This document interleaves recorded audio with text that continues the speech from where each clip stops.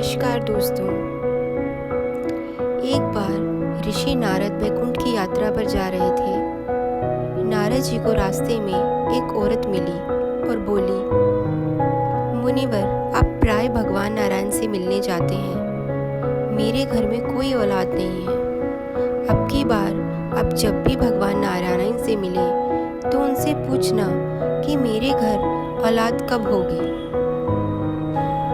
नारद जी ने कहा, ठीक है, पूछ लूँगा। इतना कहकर नारद जी नारायण नारायण कहते हुए यात्रा पर चल पड़े। बैकुंठ पहुंचकर नारायण जी ने नारद जी से जब कुशलता पूछी तो नारद जी बोले, जब मैं आ रहा था तो रास्ते में एक औरत मिली जिसके घर कोई औलाद नहीं है।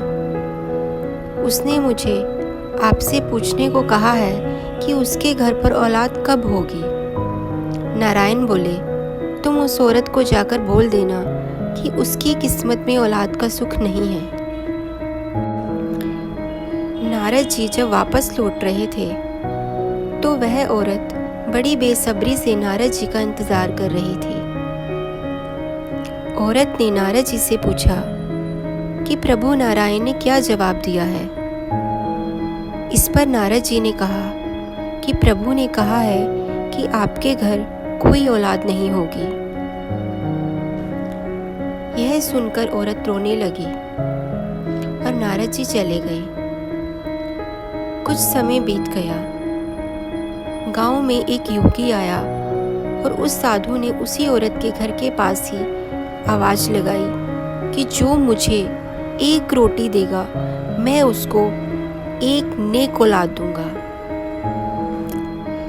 यह सुनकर वो बांझ औरत जल्दी से एक रोटी बनाकर ले आई और जैसा उस योगी ने कहा था वैसा ही हुआ।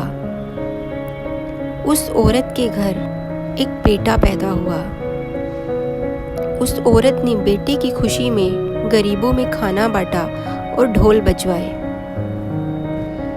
कुछ वर्षों के बाद जब नारद जी पुनः वहां से गुजर रहे थे तो वह औरत कहने लगी, क्यों नारद जी, आप तो हर समय नारायण नारायण करते रहते हैं। आपने तो कहा था मेरे घर कोई औलाद नहीं होगी। यह देखो मेरा राजकुमार सा बेटा। फिर उस औरत ने सारी कहानी नारद जी को बताई और उस योगी के बारे में भी नारद जी को बताया। नारद जी को इस बात का जवाब चाहिए था कि यह कैसे हो गया।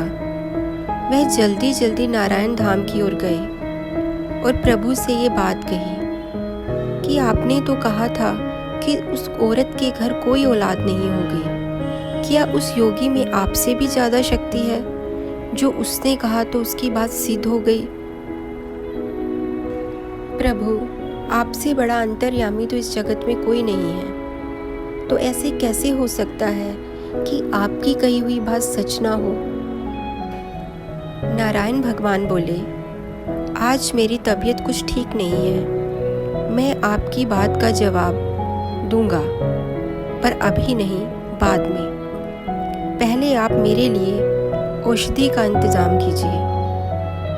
नारद जी बोले, आज्ञा दीजिए प्रभु। नारायण बोले, नारद जी, आप भूलोक जाइए और एक कटोरी रक्त लेकर आइए।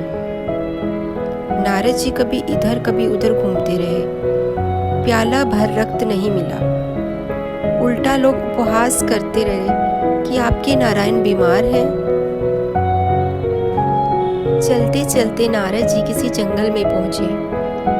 वहां पर वही साधु मिले जिसने उस औरत को बेटे का आशीर्वाद दिया था।